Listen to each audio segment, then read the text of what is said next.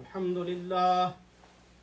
لله نحمده ونستعينه ونستغفره ونؤمن به ونتوكل عليه ونعوذ بالله من شرور أنفسنا ومن سيئات أعمالنا من يهده الله فلا مضل له ومن يضلله فلا هادي له ونشهد أن لا إله إلا الله وحده لا شريك له ونشهد أن محمدا عبده ورسوله أرسله بالحق بشيرا ونذيرا بين يدي الساعة من يطع الله ورسوله فقد رشد واهتدى ومن يعصهما فإنه قد غوى وإنه لا يضر إلا نفسه ولا يضر الله شيئا إن خير الحديث كتاب الله وخير الهدي هدي محمد صلى الله عليه وسلم وشر الأمور محدثاتها وكل محدثة بدعة وكل بدعة ضلالة وكل ضلالة في النار أما بعد فأعوذ بالله السميع العليم من الشيطان الرجيم بسم الله الرحمن الرحيم وعد الله الذين آمنوا منكم وعملوا الصالحات ليستخلفنهم في الأرض كما استخلف الذين من قبلهم وليمكنن لهم دينهم الذي ارتضى لهم وليبدلنهم من بعد خوفهم أمنا يعبدونني لا يشركون بي شيئا ومن كفر بعد ذلك فأولئك هم الفاسقون وأقيموا الصلاة وآتوا الزكاة وأطيعوا الرسول لعلكم ترحمون لا تحسبن الذين كفروا معجزين في الأرض ومأواهم النار ولبئس المصير صدق الله العظيم.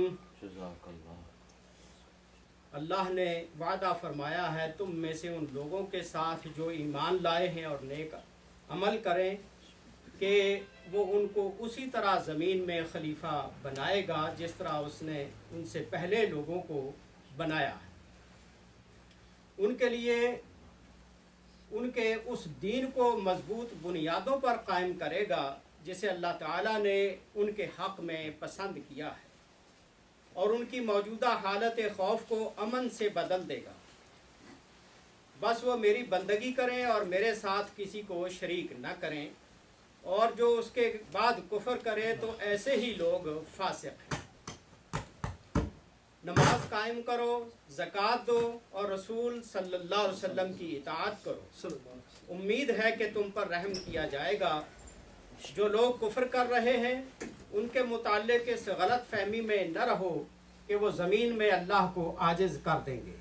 ان کا ٹھکانہ دوزخ ہے اور وہ بڑا ہی برا ٹھکانہ ہے. یہ سورہ النور کی آیت نمبر 55، 56 اور 57 ہے. اس میں اللہ تعالیٰ اہل ایمان کو ایک خوشخبری دے رہا ہے کہ جو لوگ ایمان لائے اور نیک عمل کیے ہیں ان کو اس زمین میں خلافت عطا کرے گا، خلیفہ بنائے گا اور ان کے دین کو کی بنیادوں کو مستحکم کرے گا، مضبوط کرے گا. یہ خوشخبری ہے اللہ تعالیٰ کی طرف سے. اور جو بدامنی کی حالت پورے عرب میں تھی اور بلکہ پوری دنیا میں تھی تو اللہ تعالیٰ اس خوف کی حالت کو امن میں بدل دے گا. یہ آیات جب نازل ہوئی ہیں اس وقت بڑی بدامنی تھی اور کوئی سسٹم زندگی کا نہیں تھا، لیکن اللہ تعالیٰ کا یہ فرمان جو ہے بعد میں ساری دنیا نے دیکھا کہ پورا ہوا ہے. مسلمانوں کو اللہ تعالیٰ نے نبی اکرم صلی اللہ علیہ وسلم کے دنیا سے رخصت ہونے کے بعد عظیم الشان خلافت سے نوازا. حضرت ابو بکر، حضرت عمر، حضرت عثمان، حضرت علی رضی اللہ عنہ بہترین خلیفہ، مثالی خلیفہ جنہوں نے اپنا کچھ بھی نہیں بنایا بلکہ उम्मत के लिए सब कुछ बनाते चले गए, कुर्बानियां देते चले गए। अपनों को महरूम रखा, बच्चों को महरूम रखा, बीवियों को, रिश्तेदारों को महरूम रखा, लेकिन दयानतदारी के साथ लोगों के जो हुकूक थे वो उन तक पहुंचाए। फिर बदअमनी जो थी उसको अमन के अंदर बदला। नबी अकरम सल्लल्लाहु अलैहि वसल्लम ने ये पेशगोई की थी कि एक वक्त आएगा कि सनाए यमन से हजरा मौत तक एक औरत सोना उछालती हुई तन्हा सफर करेगी और कोई शख्स उसको निगाहे बद से देखने वाला नहीं होगा। और वो दौर हजरत उमर बिन अब्दुल अजीज रहमतुल्लाह अलैह के जमाने में आया और इसी तरह एक औरत चली जा रही है तन्हा सफर करती हुई और कोई डाकू, कोई चोर, कोई कातिल, कोई निगाहे बद उठाने वाला शख्स नहीं था। इतना पुरअमन इलाका ये इस दुनिया में हुआ है क्योंकि अल्लाह पाक ने वादा किया था अहले ईमान से और नबी अकरम सल्लल्लाहु अलैहि वसल्लम ने इसकी पेशगोई फरमाई थी। और फिर याबुदूननी ला युशरिकून बी शैअन, सिर्फ मेरी बंदगी करे, मेरे सिवा किसी की बंदगी ना करे, किसी को जरा भी मेरे साथ शरीक ना करे। खुदावंद आलम की तन्हा बंदगी, जैसा कि नबी अकरम सल्लल्लाहु अलैहि वसल्लम ने फतह मक्का के वक्त खुले बंदो फरमाया था कि आज के बाद शैतान इस सरजमीन में नाउम्मीद हो गया है कि अल्लाह के सिवा किसी और की भी बंदगी हो सकेगी, वरना वहां 360 बुत हरम में रखे होते थे और पूजा हो रही होती। ऐसा सफाया किया गया है बुतों का कि अल्हम्दुलिल्लाह आज तक नामो निशान नहीं है वहां पर शिरक का। और नबी पाक सल्लल्लाहु अलैहि वसल्लम की ये पेशगोई आज तक देखिए पूरी हो रही है। वमन कफर बाद ज़ालिका फउलाइका हुमुल फासिकून, और उसके बाद अगर कोई कुफर करेगा तो वो फासिक होगा, नाफरमान होगा। यानी हमने तो वादा किया था खिलाफत देने का और खुलफा राशिदीन के बाद मुसलमानों में फिर कजी आई, वो रास्ते से हटे जिस रास्ते पर खुलफा राशिदीन चले थे। तो फिर वो रास्ता जो था फिस्क व फजूर का रास्ता, जो कुरान कह रहा है वमन कफर बाद ज़ालिक फउलाइका हुमुल फासिकून। और अल्लाह हुक्म दे रहा है नमाज कायम करो, ज़कात दो, रसूलुल्लाह सल्लल्लाहु अलैहि वसल्लम की इताअत करो, हो सकता है तुम पर रहम किया जाए। यानी रसूल अकरम सल्लल्लाहु अलैहि वसल्लम की इताअत और फरमाबरदारी से ही हम इस बात के हकदार हो सकते हैं कि खुदा हम पे रहम करे। आपकी नाफरमानी से हम कभी भी खुदा की रहमत के उम्मीदवार नहीं हो सकते। आपकी इताअत और फरमाबरदारी में ही अल्लाह ताला खुश होता है और रहमत नाजिल फरमाता है। फिर अल्लाह ताला ऐसे लोगों को जो इस दुनिया में खुदा की बगावत पर उतरे हुए हैं उनको तंबीह कर रहा है कि आप लोग मुझे आजिज नहीं कर सकते हैं ज़मीन में। मैं इस कायनात का खुदा हूँ, मालिक हूँ, अपने इस कायनात के निज़ाम को अपनी मर्जी से चला रहा हूँ। तुम मुझे नहीं आजिज कर सकते हो, बेबस नहीं कर सकते हो। सारा निज़ाम मेरे हाथ में है। और ये याद रखो कि कुफर और बगावत की रवश पे चलते रहोगे तो ठिकाना जहन्नम होगा और वो बड़ा बुरा ठिकाना है। इसी तरह अल्लाह ताला कुरान में कई और जगह पर खिलाफत अर्जी के बारे में जिक्र करता है कि अहले ईमान को अल्लाह ताला खलीफा बनाएगा। तिरमिज़ी शरीफ में इमाम तिरमिज़ी ने यह बाब बांधा है, बाबु मा जाअ फिल खिलाफा, खिलाफत के बारे में बाब है। हदीस बयान करते हैं अन सईद इब्न जुमहान क़ाला हद्दसनी सफीना क़ाला क़ाला रसूलुल्लाह सल्लल्लाहु अलैहि वसल्लम अल खिलाफतु फी उम्मती 30 सना। सफीना नबी अकरम सल्लल्लाहु अलैहि वसल्लम के दरअसल गुलाम थे, बड़े ताकतवर और मजबूत किस्म के गुलाम थे। इनके बारे में अल्लामा मुबारकपुरी रहमतुल्लाह अलैह लिखते हैं ایک روایت سے سفینہ ہی کی کننا مع النبی صلی اللہ علیہ وسلم فی سفر وکانا اذا آیا بعض القوم القا علی سیفہ القا علی ترسہ، کہ ہم نبی صلی اللہ علیہ وسلم کے ساتھ سفر میں چلتے تھے تو لوگ اپنا سامان اٹھائے ہوئے تھک جاتے تھے، کبھی تلوار پہ پیچھے لٹکا لیتے، کبھی اپنی ڈھال پہ لٹکا لیتے، حتی حملت من ذالک شیئا کثیرا، یہاں تک کہ میں بھی لوگوں کے کافی سارے بوجھ جو تھے وہ اٹھا کے چلتا تھا، اتنے طاقتور اور مضبوط تھے۔ فقال النبی صلی اللہ علیہ وسلم انت سفینہ، تو نبی اکرم صلی اللہ علیہ وسلم نے پھر میرا نام ہی سفینہ رکھ دیا۔ سفینہ کہتے ہیں بیڑے کو، بحری جہاز کو، کہ جہاز کی طرح دیکھو یہ کتنا سامان اٹھا کے چلتا ہے، دوسروں کے بھی اٹھا لیتا ہے۔ تو سفینہ یہ لقب نبی صلی اللہ علیہ وسلم نے اسے دیا تھا، وہ آپ کا خاص غلام تھا۔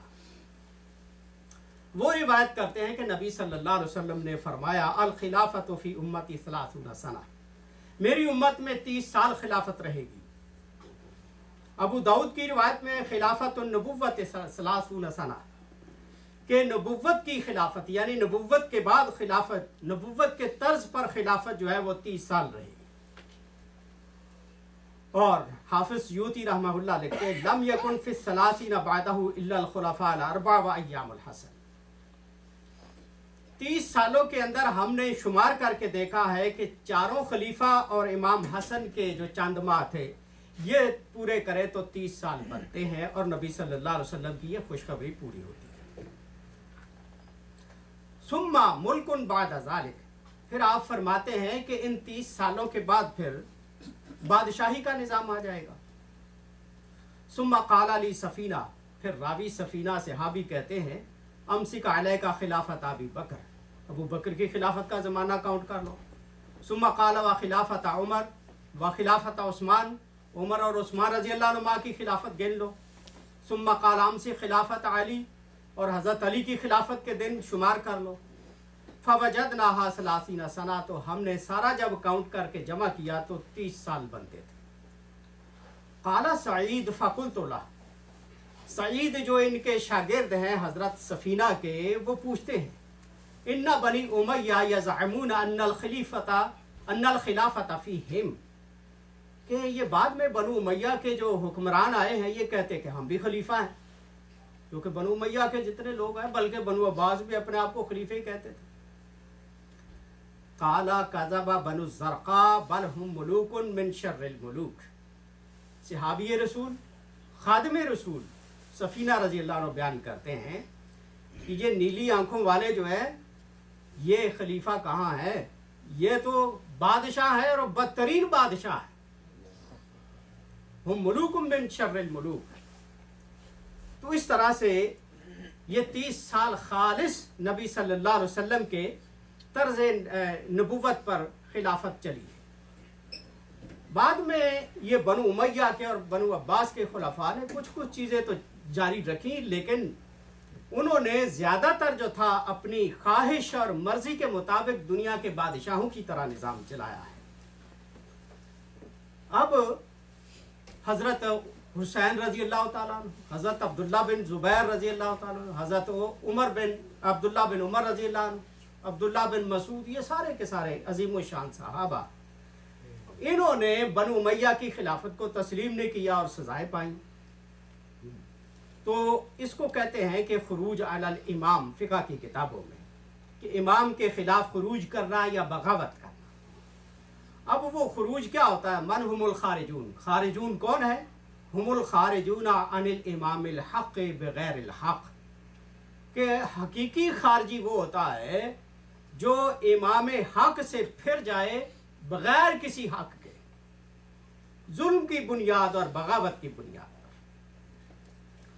نبی اکرم صلی اللہ علیہ وسلم نے ذکر فرمایا کہ تم حکمرانوں کی اس وقت تک بات مانتے رہنا جب تک الا ان تروا کفرن بواحن، جب تک کہ کھلا کفر ان کے اندر نہ آ جائے۔ اور یہ خروج جو ہے بغاوت حکمرانوں کی، اسلام کے اندر اس کی اجازت ہے یا نہیں، اس کے بارے میں علماء سلف کے اندر اختلاف ہے۔ بل ان القائلین بجواز الخروج علی الائمہ الفاسقین لا یرون الخروج لأحد الناس. بعض علماء اسلام کا یہ خیال ہے کہ فاسق اور فاجر حکمرانوں کے خلاف بغاوت کرنا فردن فردن جائز نہیں ہے.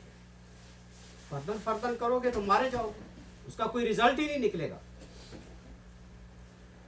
فقط اختلفوا فی المقدار الذی یجوز للخارجین اذا وصلوا الیہ ان یخرجوا.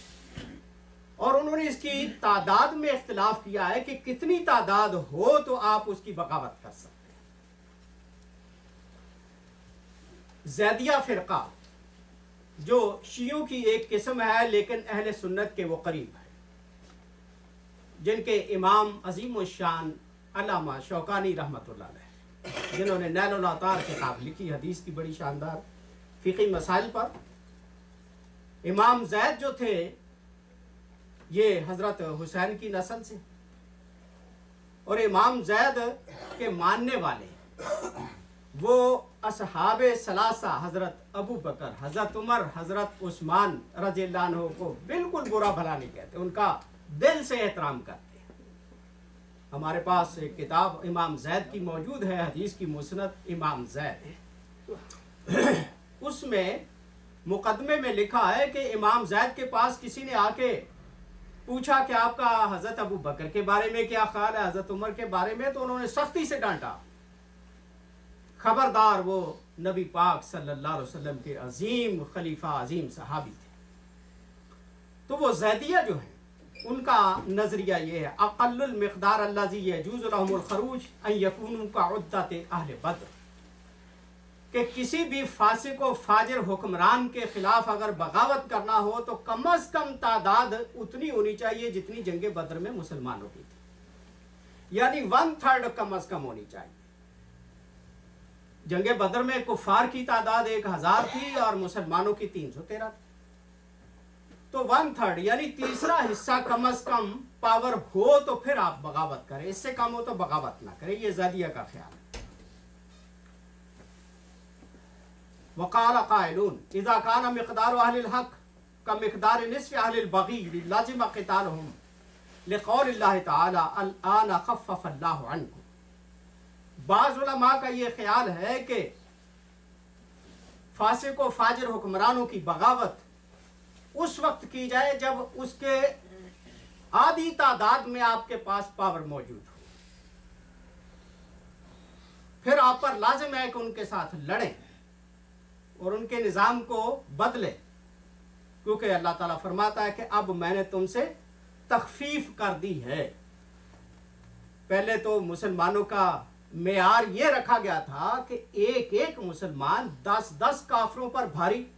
قرآن نے ذکر کیا، اللہ نے قرآن مجید میں، لیکن اس کے بعد اللہ فرماتا ہے کہ اب میں نے یہ تخفیف کر دی. علامہ ابن حزم رحمۃ اللہ علیہ فرماتے ہیں وَإِنْ كَانُوا عَدَدَ لَا يَرْجُونَ لِقَتْلِهِمْ وَضَعْفِهِمْ بِظَفَرٍ كَانُوا فِي سَاعَةٍ مِّن تَرْكِ التَّغْيِيرِ بِالْيَدِ. اگر وہ تعداد تھوڑی ہو، قتل کرنا، لڑائی کرنا اور کامیابی کے آثار نہ بھی نظر آتے ہوں، پھر بھی ہاتھ سے برے لوگوں کو بدلنا پاور سے یہ ضروری ہے. علامہ ابن جوزی رحمہ اللہ وہ حافظ حدیث ہے. میں نے پہلے بھی ذکر کیا تھا، حافظ اس کو کہتے تھے جو 1,00,000 حدیثوں کو یاد رکھتا تھا. 1,00,000 حدیث اس طرح سے نہیں جس طرح عربی متن ہوتا ہے، بلکہ پورے راویوں اور سند کے ساتھ، کہ ایک ایک راوی کے بارے میں اسے پتا ہوتا تھا کہ یہ کس معیار کا ہے. علامہ ابن جوزی اور ابن عقیل یہ حنبلی مسلک کے لوگوں میں سے یہ کہتے ہیں الخروج علی امام غیر عادل وذکر خروج الحسین علی یزید لاقامت الحق. ابن جوزی اور ابن عقیل جو حنبلی مذہب سے ہیں وہ کہتے ہیں کہ ظالم حکمران کے خلاف بغاوت کرنا جائز ہے، جس طرح کہ حضرت حسین رضی اللہ عنہ نے یزید کے خلاف کی تھی اور اس کو مثال کے طور پہ پیش کیا. اب نبی اکرم صلی اللہ علیہ وسلم نے خود بھی فرمایا تھا، اور یہ حدیث صحیح ہے، کہ افضل الجہاد کلمۃ عدل عند سلطان جائر. کہ افضل جہاد یہ ہے کہ ظالم بادشاہ کے سامنے انصاف کی بات کی جائے، عدل و انصاف کی بات کی جائے. ورنہ تو عام طور پہ ہوتا یہ ہے کہ بادشاہوں اور حکمرانوں کو خوشامدی لوگ سچی بات نہیں کہتے، ان کی خوشامدوں میں جھوٹ بولتے. لیکن حضور فرماتے ہیں کہ یہ افضل جہاد ہے جو سچی بات ان کے سامنے پیش کرے گا. تو اس لیے حکمرانوں کے سامنے خاموشی اختیار کرنے کی اجازت نہیں ہے اگر وہ حق سے ہٹ رہے ہو. حضرت ابو بکر رضی اللہ تعالیٰ عنہ نے فرمایا کہ تم لوگ منبر پر کھڑے ہو کے حضرت ابو بکر نے فرمایا کہ تم لوگ قرآن کی یہ آیت پڑھتے ہو، یا ایھا الذین آمنوا علیکم انفسکم لا یضرکم من ضل اذا اہتدیتم، کہ ایمان والو تم بس اپنا خیال رکھو، جو گمراہ ہو گیا ہے وہ تمہیں کوئی نقصان نہیں دے سکتا جب تم ہدایت پا جاؤ.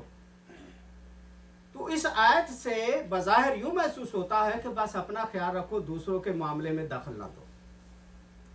حضرت ابو بکر صدیق رضی اللہ عنہ فرماتے ہیں اپنے خطبے میں، ایھا الناس انکم تقرؤون ھذہ الآیہ، لوگوں تم یہ آیت پڑھتے ہو، وانکم تضعونھا فی غیر موضعہ، تم اس آیت کو اس کے صحیح مقام پر نہیں رکھتے ہو. وانی سمعت رسول اللہ صلی اللہ علیہ وسلم یقول، حضور کو فرماتے میں نے سنا تھا، ان الناس اذا رأوا المنکر فلم یغیروہ اوشک ان یؤمہم اللہ بعقاب من عنده، کہ لوگ جب برائی کو دیکھیں اور اس کو بدلنے کی کوشش نہ کریں تو پھر اللہ تعالیٰ سب پر عذاب نازل کرتا ہے، نیکوں پر بھی اور برے لوگوں پر بھی. لہٰذا ہر حال میں نیکی کا حکم دینا اور برائی سے روکنا یہ اہل ایمان کا فرض ہے. لیکن اس سلسلے میں حکمت سے کام لینا بڑا ضروری ہے. والواجب علی الانسان ان یأمر وینہا مستصحب العلم والرفق والصبر، مسلمان پر یہ لازم ہے کہ وہ نیکی کا حکم کرے، برائی سے روکے، لیکن علم کے ساتھ، جہالت کے ساتھ نہیں. عام طور پہ تو ہمارے بحثیں جو ہوتی ہیں جہالت کی بنیاد پر، بغیر علم کے. علم اگر ہے تو پھر بات کریں، والرفق، اور نرمی کے ساتھ، کیونکہ قرآن یہ کہتا ہے ادع الی سبیل ربک بالحکمہ والموعظۃ الحسنہ، کہ اپنے رب کی طرف دعوت دو حکمت و دانائی کے ساتھ اور صبر کے ساتھ. موعظۃ الحسنہ بہترین انداز واز کے ساتھ. والصبر بعدہ، اور اس کے بعد صبر بھی کرنا ہے. جب حق بات پیش کی جائے گی آزمائش بھی آ سکتی ہے. آپ کسی طاقتور آدمی کو جب کہیں گے کہ آپ یہ بات کا کام غلط کر رہے ہیں تو ظاہر ہے وہ آپ کو معاف تو نہیں کرے گا. اگر اس کے بعد کوئی مصیبت آتی ہے تو صبر بھی کرے. العلم قبل الامر، علم جو ہے یہ تو نیکی کا حکم کرنے سے پہلے ہونا چاہیے. اندھا دھند نہیں باتیں بتاتے رہنا چاہیے، بلکہ ٹھوس مستند علم جو ہے وہ آدمی کے پاس. والنہی والرفق معہ، اور کسی کو روکنا ہے تو پھر نرمی کے ساتھ روکنا ہے، ڈنڈے کے ساتھ نہیں. اگر زبردستی کی جائے گی تو کوئی نہیں مانے گا. نبی اکرم صلی اللہ علیہ وسلم کو قرآن پاک میں کئی جگہ اللہ تعالیٰ یہ ہدایت دیتا ہے کہ لست علیہم بمسیطر، کہ آپ ان پر داروغہ بنا کے مقرر نہیں کیے گئے کہ بازو مروڑ کے ان کو منوا کے ہی چھوڑنا ہے. نہیں، آپ کے ذمہ صرف ہماری طرف سے حق بات پہنچا دینا ہے اچھے طریقے سے. تو آپ نرمی کے ساتھ اچھے طریقے سے سمجھائیں. والصبر بعد، اور اس کے بعد صبر کریں. والصبر، اور صبر کیا ہے؟ ہوا وقود اعداد الامہ بالرجال الذین یصلحون لنشر الدین فی الآفاق. صبر دراصل وہ ہتھیار ہے، وہ ایندھن ہے، وہ فیول ہے کہ مسلمان امت کی اصلاح کے لیے پوری دنیا میں آدمی جو کوشش کرتا ہے وہ صبر جو ہے بہترین اس کا ہتھیار ہے. اس کے ذریعے سے وہ دنیا بھر میں اللہ کے پیغام کو پہنچا سکتا ہے. علامہ ابن تیمیہ رحمہ اللہ نے ایک کتاب لکھی السیاست الشرعیہ، شرعی سیاست. اس کا آخری باب جو ہے، آخری چیپٹر، وہ یہ ہے وجوب اتخاذ الامارہ، کہ حکمرانی صحیح طرز پر اختیار کرنا یہ واجب ہے. لکھتے ہیں یجب ان یعرف ان ولایت امر الناس من اعظم واجب الدین، کہ یہ جاننا چاہیے کہ لوگوں کے معاملات کو درست کرنے کے لیے حکومت قائم کرنا دینی بنیاد پر یہ واجب کاموں میں سے ہے. بل لا قیام للدین الا بہا، بلکہ دین قائم ہی نہیں ہو سکتا سوائے اس کے، یعنی سوائے پاور کے، سوائے حکومت کے دین صحیح طرح سے قائم نہیں رہ سکتا. جس طرح کہ اکبر الہ آبادی نے کہا ہے کہ اگر دین صرف وعظ و نصیحت کا نام رہ جائے تو پھر نرا ایک فلسفہ ہی فلسفہ ہے. نہ ہو مذہب میں گر زور حکومت، نرا ایک فلسفہ ہی فلسفہ ہے. یعنی دین کے اندر زور، قوت، پاور ہونی چاہیے، جس طرح نبی صلی اللہ علیہ وسلم نے اسلامک اسٹیٹ چلائی ہے، خلفاء راشدین نے چلائی ہے. بغیر طاقت کے تو کچھ بھی نہیں ہوتا. علامہ ابن تیمیہ رحمہ اللہ نے اس کی مثال یہ دی ہے کہ نبی اکرم صلی اللہ علیہ وسلم نے فرمایا اذا خرج ثلاثۃ فی سفر فلیؤمروا احدهم، کہ جب تم میں سے 3 آدمی سفر پہ نکلے تو ان میں سے ایک کو امیر بنا لو. ایک کو، 3 آدمی. اور پھر دوسری حدیث میں فرمایا لا یحل لثلاثۃ یکونون بفلات من الارض، کہ جنگل میں کوئی 3 مسلمان رہتے ہیں، الا امر علیہم احدہم، تو تینوں میں سے ایک کو ان کا امیر بنانا چاہیے. اب امام فرماتے ہیں کہ فوجب صلی اللہ علیہ وسلم تعمیر الواحد فی الاجتماع القلیل العارض فی السفر، کہ نبی اکرم صلی اللہ علیہ وسلم نے چھوٹے سے اجتماع، 3 آدمیوں کا اجتماع اور عارضی سفر کی حالت میں، وہاں بھی مسلمانوں کو غیر منظم نہیں چھوڑا کہ 3 ہے تو تینوں چلتے رہو اور کوئی آپ کا تنظیم نہ ہو، کوئی نظم و ضبط نہ. وہاں پر بھی یہ ہے کہ 3 ہو تو ایک اپنا امیر بناؤ اور منظم طریقے سے چلو. تنبیہم بذالک علی سائر انواع الاجتماع، یہ دراصل کم از کم 3 کا حوالہ دے کے نبی صلی اللہ علیہ وسلم امت کو انتباہ کر رہے ہیں، خبردار کر رہے ہیں کہ ساری باقی زندگی جو ہے اسی طرح منظم طریقے سے کسی امیر اور خلیفہ کے تحت آپ کی زندگی گزرنی چاہیے. غیر منظم زندگی جو ہے یہ جانوروں کی طرح، جنگل کے جانوروں کی طرح نہیں ہونی چاہیے. مسلمان ڈسپلن کی زندگی گزاریں. وَلِأَنَّ اللَّهَ تَعَالَى أَوْجَبَ الْأَمْرَ بِالْمَعْرُوفِ وَالنَّهْيِ عَنِ الْمُنكَرِ، اور اللہ تعالیٰ نے نیکی کا حکم کرنا اور برائی سے روکنا یہ واجب قرار دیا ہے. وَلَا يُتِمُّ ذَلِكَ إِلَّا بِقُوَّةٍ وَإِمَارَةٍ، لیکن یہ حکم کرنا نیکی کا اور برائی سے روکنا یہ اس وقت تک ممکن نہیں اور پورا نہیں ہو سکتا جب تک کہ آپ کے پاس قوت اور پاور نہ ہو، جب تک کہ آپ کے پاس حکومت نہ ہو. تو اس لیے اسلامی حکومت کا قائم کرنا یہ مسلمانوں پر فرض ہے اور واجب ہے. اب ہمارے اس دور میں ہمارے لیے کیا ہے؟ کیا ہم صرف یہی اساطیر الاولین کی طرح، پرانی کہانیوں کی طرح خلفاء راشدین کی باتیں پڑھتے رہیں اور لوگوں کو سناتے رہیں؟ نہیں، بلکہ ہمارے اوپر ہر زمانے میں مسلمانوں پر لازم ہے کہ وہ اپنے آپ کو منظم کریں اور کسی نیک حکمران کے تحت زندگی گزاریں. علامہ ابن عابدین شامی حنفی رحمہ اللہ وہ اپنی شامی کتاب میں لکھتے ہیں کہ عادل حکمران کا تقرر اور انتخاب کرنا دین کا اہم ترین فریضہ ہے. یہی وجہ ہے کہ صحابہ کرام نے عادل امیر اور خلیفہ کے انتخاب کو رسول اللہ صلی اللہ علیہ وسلم کی تدفین پر مقدم کیا.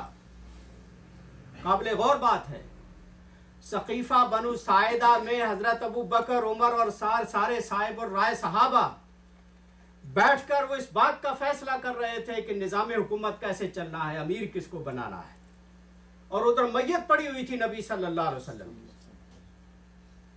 تو ابن عابدین فرماتے ہیں کہ صحابہ جو عظیم الشان اور اولوالعزم صحابہ تھے، جو دور بین اور دور رس صحابہ تھے، وہ اس بات پر پوری طرح سمجھتے تھے کہ حضور کے دفن کرنے سے پہلے اس معاملے کو حل ہونا ضروری ہے، ورنہ امت منتشر ہو جائے گی، اس کا ڈسپلن ختم ہو جائے گا، تو وہ برباد ہو جائیں گے. اس لیے امیر کا اور خلیفہ کا انتخاب انہوں نے مقدم سمجھا ہے. مجدد الافسانی رحمۃ اللہ علیہ ہندوستان کے عظیم الشان مسلمانوں کے روحانی اور سیاسی رہنما گزرے. اللہ تعالیٰ ان پر ہزاروں رحمتیں نازل فرمائے. وہ اپنے مکتوبات میں لکھتے ہیں، اب جب کہ سلطنتوں میں انقلاب آ گیا ہے، دشمنی اور فساد نے اہل مغرب مذہب کو بگاڑ دیا ہے، اسلام کے پیشواؤں یعنی بڑے بڑے وزیروں، امیروں اور بزرگ عالموں پر لازم ہے کہ اپنی تمام ہمت روشن شریعت کی ترقی میں لگائیں، سب سے اول اسلام کے گرے ہوئے ارکان کو قائم کریں. اور مجدد لکھتے ہیں، انہوں نے ایک رسالہ شیعہ حضرات کے جو غالی قسم کے ہیں ان کے رد میں لکھا، رد روافظ. تو وہ لکھتے ہیں کہ صرف صحابہ کرام کو برا بھلا کہنے سے کام تو نہیں چلے گا. کہتے ہیں حضرت ابو ہریرہ رضی اللہ تعالیٰ نے جیسے عظیم الشان صحابی کو کہتے ہیں کہ یہ اپنی طرف سے حدیثیں گڑھتا رہا. مجدد لکھتے ہیں کہ ابو ہریرہ کو برا کہنے سے یہ یاد رکھے کہ احکام کی حدیثیں 3000 ہیں، 3000 کے قریب، اور صرف یعنی آدھی حدیثیں تو حضرت ابو ہریرہ سے ذکر کی گئی، 1500 حدیث احکام پر. اس کا مطلب یہ کہ آدھی شریعت تو آپ یوں ہی صاف کر دیں گے اگر حضرت ابو ہریرہ رضی اللہ تعالیٰ عنہ کو مجروح کرا دیں. اکبر بادشاہ شہنشاہ جو کہلاتا تھا، بدبخت، اس کے وزیر ابو الفضل نے دین الہی جو نافذ کیا تھا، اس کو اس ابو الفضل نے، گمراہ آدمی نے اس کو کتاب بنا کے دی، کہا کہ یہ تیرے لیے فرشتہ آسمان سے لے کے آیا ہے. اور اس میں یہ آیت لکھی ہوئی تھی، یا ایھا البشر لا تذبح البقر وان تذبح البقر فماواک سقر، کہ اے انسان گائے ذبح نہ کرنا، اگر تو گائے ذبح کرے گا تیرا ٹھکانہ جہنم ہوگا. اندازہ لگا، یہ دین الہی شہنشاہ اکبر کا، جس نے ہندو اور مسلمانوں کو ایک کرنے کی کوشش کی تھی. اس جہانگیر، اس کے بعد جہانگیر ہوا مغلیہ بادشاہ، اس کا وزیر اعظم وہ شیعہ مسلک کا تھا. چونکہ مجدد نے رد روافظ پہ کتاب لکھی، اس کو بڑی تکلیف تھی. اس نے مجدد رحمہ اللہ کے خلاف اتنے کان بھرے جہانگیر کے کہ اس کے تو جو ہزاروں مرید ہیں، یہ آپ کی حکومت کا تختہ الٹ سکتا ہے. جہانگیر نے اپنے دربار میں اسے بلایا، مجدد نے سجدہ نہیں کیا، ورنہ لوگ جہانگیر کے دربار میں داخل ہوتے وقت سجدہ کیا کرتے تھے، تعظیمی سجدہ.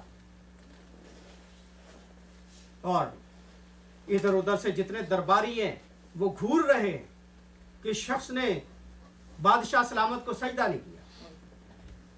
جہانگیر اپنے مجدد فرماتے ہیں، اس وقت تک یہ پیشانی غیر اللہ کے آگے نہیں جھکی اور نہ آئندہ اس کی امید ہے. یہ صرف اللہ کے سامنے جھکی. اس کے جرم میں مجدد کو 1 سال کے لیے قلعہ گوالیار کے اندر نظر بند کیا. بادشاہ کو ایک دن کرسی پہ بیٹھے بٹھائے، جاگتے ہوئے کسی نے اٹھا کے پلٹ کے زمین پہ دے مارا، لیکن کوئی نظر نہیں آیا کہ کس نے اس کو اٹھایا، کس نے پھینکا. وہ ڈر گیا، بیمار ہوا، بڑے علاج کرائے. خواب میں ایک دن کسی نے بتایا کہ تو نے مجدد کو، ایک فقیر آدمی کو تکلیف دی، اس کی توہین کی ہے، اب تیرا حشر یہی ہوگا، تیرا علاج ہی کوئی نہیں ہوگا جب تک کہ اس سے معافی نہ مانگے. صبح اٹھتے ہی اس نے اس کو رہا کروایا اور اپنے دربار میں بلایا. علامہ اقبال رحمہ اللہ مجدد کی عظمت میں یہ شعر کہتے ہیں، گردن نہ جھکی جس کی جہانگیر کے آگے، جس کے نفس گرم سے ہے گرمی احرار، وہ ہند میں سرمایہ ملت کا نگہباں، اللہ نے بر وقت کیا جس کو خبرتا ہے. اس کے بعد مجدد کی محنت اور کوشش سے ہندوستان میں جہانگیر کے ذریعے سے احکام شریعت نافذ کیے گئے، دربار میں تعظیمی سجدہ بند اور گائے کے ذبح کرنے کا اذن عام دیا گیا، اور دربار کے بڑے بڑے لوگوں کو دربار کے اندر ایک ایک